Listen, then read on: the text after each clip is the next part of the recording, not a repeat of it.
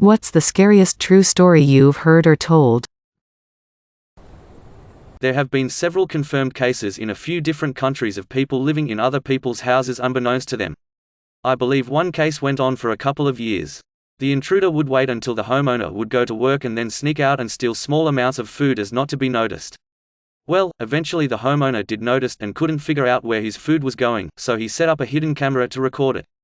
I can only imagine how scary it would have been to come home from work one night and sit down to watch the video, skipping through hours of stillness, to suddenly come across a person crawling out of your attic.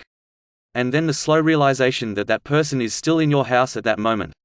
And then the retroactive fear of thinking back to all the times you laid awake at night and heard a noise, which you just dismissed as coming from the pipes or the old wooden beams, but actually it was a beep person just above you. It gives me the heebie-jeebies every time I think about it. I met a guy who had been traveling Australia with a couple friends, hitchhiking around as many of us had done. One of his friends told him they were near his distant uncle's house, whom he'd never met before. He got a phone number from a family member, and as they had hoped, the uncle offered them a place to stay. He picked them up in town and drove them out to his rural property way out in the bush. They said he seemed like a pretty normal guy, friendly and cheery. When it was time to set up a place to sleep, the uncle took them to a closet that was totally full of sleeping bags and bedrolls. They didn't think much of it at the time and all grabbed a kit and set up on the living room floor. They stayed a couple days and nothing out of the ordinary happened, and afterwards the uncle drove them to the bus station and they continued on their way. About a year later, that man was arrested and charged with several counts of murder. He was the man who was picking up young hitchhiking backpackers and slaughtering them. The guy who told me this story was 100% certain he had slept in the sleeping bag of one of his victims. One day as a kid I was exploring the forest near our house with my cousin. The forest was on a hill, but there were several craters there because of bombs that were dropped there during the World Wars, Germany. One day we saw a backpack at the bottom of one. We tried to climb down, but it was kinda steep and slippery, so we didn't want to risk falling. We planned on returning later with a rope, and went home. The next day news story was that there was a backpack found with the remains of a girl, in that forest. A guy walking his dog found it, after the dog wouldn't stop barking and going crazy at the edge of the crater, while staring at the backpack. We stopped exploring the forests after. Edit, English is hard sometimes. When I worked in healthcare, I had a patient who got a sinus infection. He stopped taking his antibiotics after a few days because he felt better. His sinus infection came back with a vengeance. When he got to the emergency department, he was presenting with stroke symptoms. The infection had spread to his cranial cavity. There was so much pus that it was twisting his brain. No one thought he would survive the surgery. The family was advised to expect the worst. Amazingly, he actually survived. He ended up needing 3 more surgeries to wash out and spent almost 2 months in the hospital. Take your full dose of antibiotics, people. Lived W3 other girls sophomore year of college. All 3 took off early for spring break, leaving me alone in the house. First night alone, I heard someone bang on my front door at 2 a.m. Then I hear more knocks at the back door. A man yells, "Boulder police, open the door." When I didn't, I heard body slams against both doors. Soon I hear, "Little girl, open the door, we know you're alone." At this point I'm so scared I keep accidentally dialing 611 instead of 911. When I eventually do get the police, cars roll up, thankfully, just minutes later. Officers have 4 boys from our school hockey team face down on the grass. I had to file restraining orders against them, and the kicker, one lived across the street from me and we'd never spoken a single word before then. The Reina Marroquin / a young lady had an affair with her boss in the 1960s, got pregnant. After threatening to tell her boss's wife, she was killed by her boss, who then put her body in an industrial barrel. He hid the barrel in his house for years and none of the various owners opened it due to the weight. Finally one guy decided to dispose of it in the 90s, and when he opened it he saw it contained something. An investigation traced the barrel and girl back to the man, who then killed himself before police could come arrest him after confirming he was the father of the unborn baby via DNA. The lady's mother was in her late 80s when she was told her missing daughter was finally found. She claims that she had been having dreams about her daughter being inside a metal container for years after she had gone missing. I was in class in 10th grade and the teacher was asking everyone how their weekend was. The quietest girl in the class spoke and while breaking down in tears said she was on a trip in the mountains with her mom. They made a stop for some reason and she looked over the cliff and saw an overturned vehicle with a dead family scattered about. Back in the 70s, some friends and I planned a camping trip to northern Cali for a long weekend. We packed up and headed north on the highway. Somewhere around Bakersfield we picked up a hitchhiker headed to Kernville, who we dropped off before heading further north. So we get to our campsite and start getting things set up. My GF finds a note tucked into the top of her backpack. It read, "I could have killed all of you. None of us slept that night." When I was about 8 years old, our school was doing swimming lessons as part of the curriculum. My mom worked late, so we went to after-school care and didn't get home until after dark. When we got home, Mom asked me to take my wet togs, bathing suit, and towel out to the clothesline to dry so I could use them the next day. I was so confident going outside to do this and had this real feeling of being a big kid. I walked into our backyard only for a man to be running at me. I screamed, jumped inside and instinctively locked the back door as I did so. As this was happening, my mom told me she heard the guy jump the gate which was next to her bedroom just after she heard me scream and came running to find me. I slept with the light on until I was 16 and I get my husband to go outside for me while it's dark. One of my friends was drugged by a nice-seeming girl at a bar that tried to sex traffic her.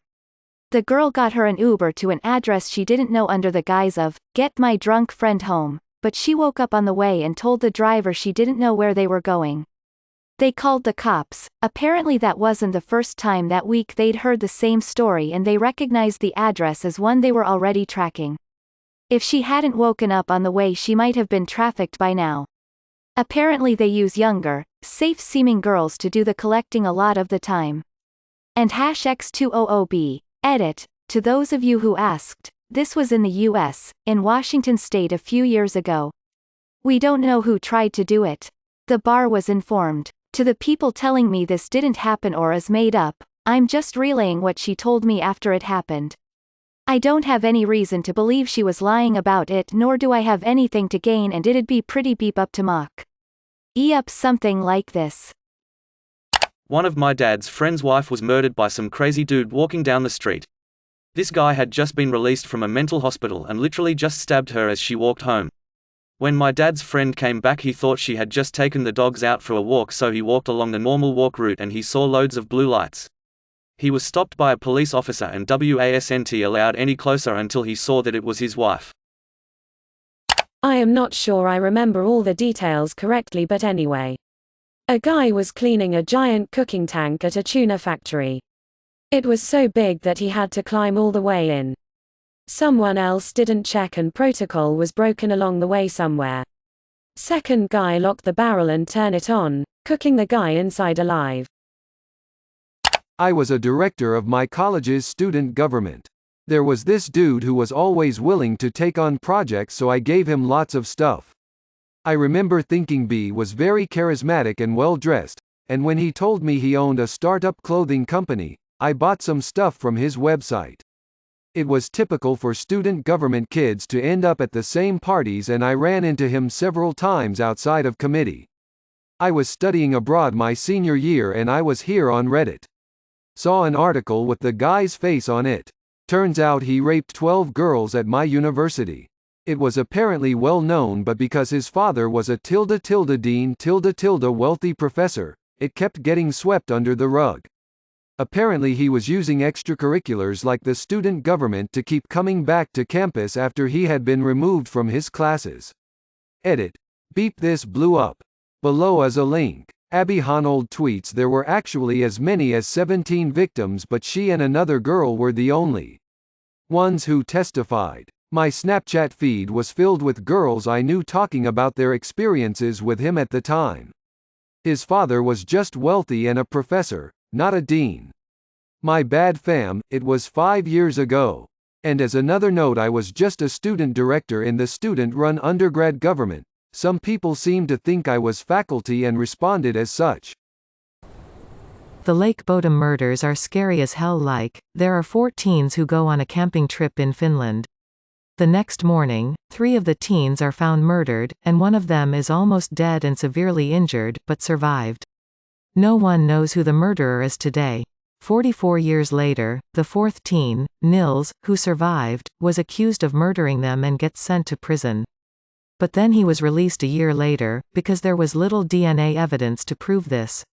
And no good evidence to prove that he murdered them at all. However, there is circumstantial evidence such as he allegedly fought his one friend due to an argument and was drunk. Some say this could have ended in accidental and/or intentional murder. However, I personally highly doubt that Nils is guilty. I couldn't find much information on who Nils thought the murderer was. So my thoughts are 1. It's too traumatic for him to remember, or 2.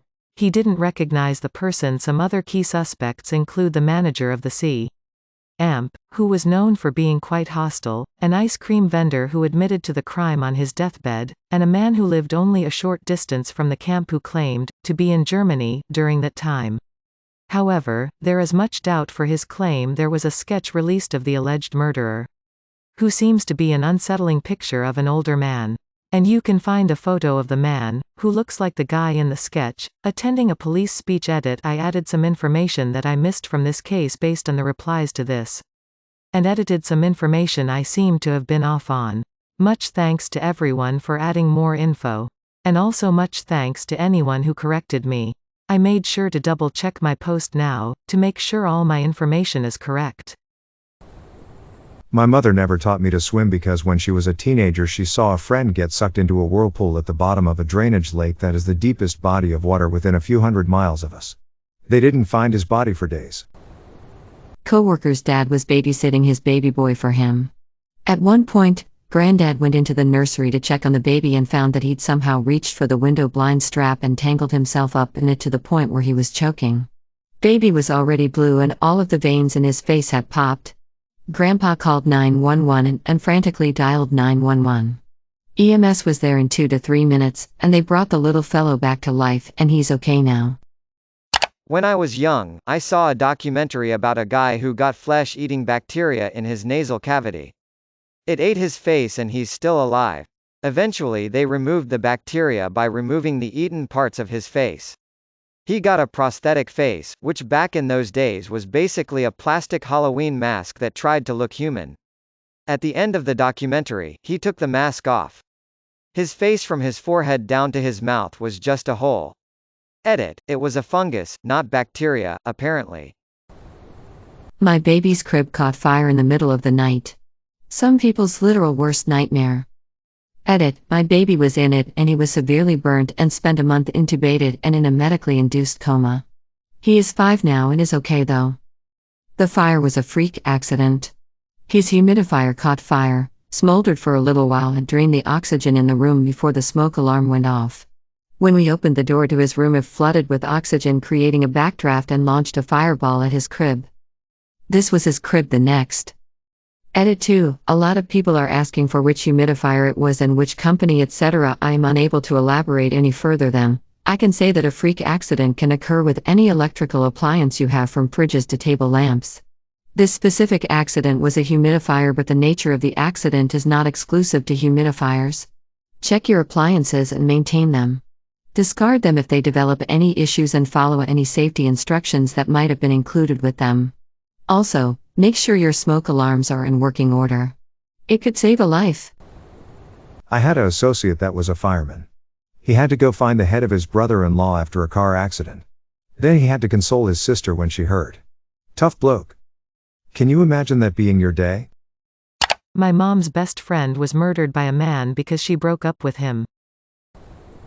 After reading these, I'm never doing anything with anyone ever again. This is your friendly reminder to visit Made Me Smile after reading through the comments. May your day be filled with joy and happiness. And please remember to like, share, and subscribe for more quality content every day.